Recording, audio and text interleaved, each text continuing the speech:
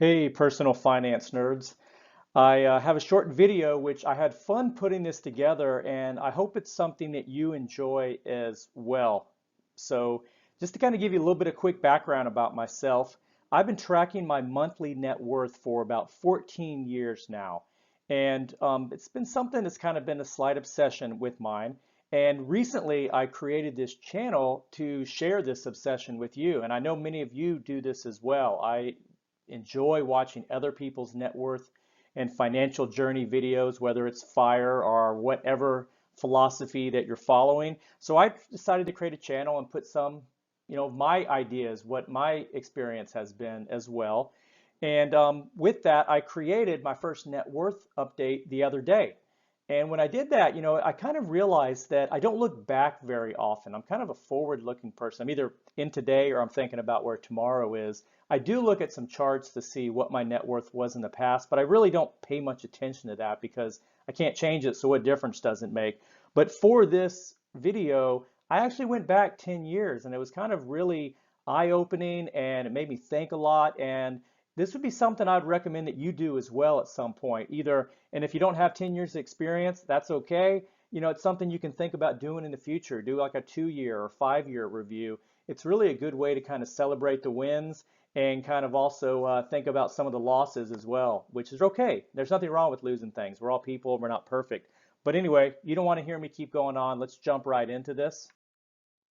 So what I did is I went back and looked at my net worth from January of 2011, and it's hard to believe that was 10 years ago, and through today. So what I'm going to do is look at each component of my net worth, look at what the difference was, the percent change on an annual basis, and then I'm going to try to be honestly grade myself on this. Love to hear some feedback from you along the way, and let's just jump right into it. And let's just hit right the top number. What is the net worth? So obviously you can see right here the two numbers from 2011 and 2021. It started out around 300,000 about a decade ago, and I've grown it up to 1.1 million, so an annual change of 14%. So how am I grading myself on this one? I'm going to give myself a B on here. While there's some areas that I think I've done a great job in, and we'll touch on what's the good in a second, there are a few areas that honestly I did not do what I wanted to do along the way. Areas that I kept telling myself I would do better, and then after a decade, I didn't do much. So I think it's fair. I'm going to be tough on myself that I could have done better. Still, overall, was a good result, so I can't complain too much. So now let's jump right into the assets. So right here, total assets started at 500,000 are now almost 1.3, so a growth of about 10%. So kind of giving myself here on the asset accumulation, I'm going to give myself an A, and I hope it doesn't sound like I'm patting myself on the back too much. I do believe I did a pretty good job overall of growing this. So let's look at the individual components here. Cash and savings, yeah, it only grew by, under 4% a year, but I'm okay with that. I do like to keep an emergency fund, but this does not need to grow extravagantly every single year because my expenses don't grow that much every year. So happy with where it's at. Good solid amount for me, so that's good. Retirement. So this is where the majority of my growth and my net worth has been over the past decade. So it's almost grown 15% a year. I'm going to give myself a B plus right here. And the reason for the B plus is that there were several years in there where I did not save as much to my retirement as I could have. And in fact, there was a couple years I went down from previous years. And there were a few times that I think I got a little bit too spooked by the market and I moved some things into conservative investments when I shouldn't have. So made some mistakes. I think the total today should be higher, but overall it's good, could be better, so that's where it's at. Next one down, the alternative investments crypto. This has been the ride of my life about the past year, seeing this right here. So obviously a decade ago, there was no money in crypto. I wish I'd had 194,000 in there a decade ago, and who knows where it would be now, but it has grown to 194. I've been putting some into this a little bit here and there for the past 3 years, and really over the last 3 or 4 months, it's gone through the roof. And even now, we're not even halfway through the next month, and it's a lot higher than this. It's really been going nuts lately. I'm going to give myself an A plus. However, I'm going to say this is incomplete. My eyes are wide open with this, and who knows where it's going to go. Maybe, who knows, if I run this again in another 10 years, so if I do my 2031, Update, it might be back down to zero. Who knows? But I'm riding to it right now, and that's where I'm going. Slight disclaimer, it's hard for me to tell people to go into crypto. It's a personal decision in the personal finance world that people have to decide for themselves. It's very volatile. It may not work out. So I would be very cautious, and I don't dissuade anyone, but also I don't persuade anyone to do this. That's got to be a decision everyone makes for themselves.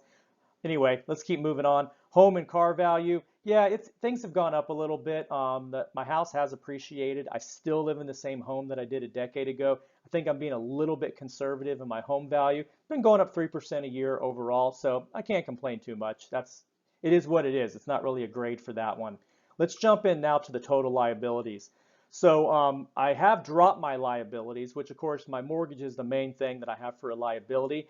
And overall, so it went from 208 down to 170. It's going down 2% a year. This is where I'm going to grade myself a C. I did not do a good enough job in dropping down my debt over the past decade. And while I haven't raised it and I haven't done anything poorly in this, I told myself along the way I was going to do a better job. And I can't stand anyone that says they're going to do something but never do it. But that's exactly what I did.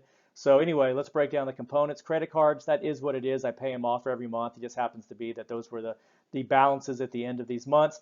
My car loan, not happy with this one. I had told myself a decade ago when I had a paid off car that I was never going to get a car note again, and I did okay for about 5 years of this decade.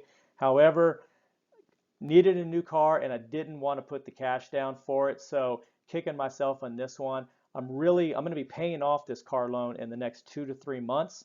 I'm pushing it down aggressively and I'm going to try to live by this again, that I will not have a car note again, or it's going to be something that's going to be very, very short term if I have to take one. So giving myself a D, and be honest, with a car loan, I might give myself a D if I was going to grade this one individually. And the same with kind of the mortgage. Obviously, that's a decent one. I've been dropping the mortgage down every year, paying it. I've refinanced it once in the past decade. I wish this was more. I'd always been meaning to pay more. Some months I did, but for the vast majority of the months, I didn't pay any extra. So I'm not going to grade myself very high on that as well. Well, anyway, guys, that's it. I just wanted to kind of do a quick video and talk about my journey over the past decade. Very fun putting this together, and I'd highly recommend doing this. It's really good seeing where you've been and kind of celebrating this one. So anyway, let me know what you think. Do you like some of the grades I gave myself? What about for you?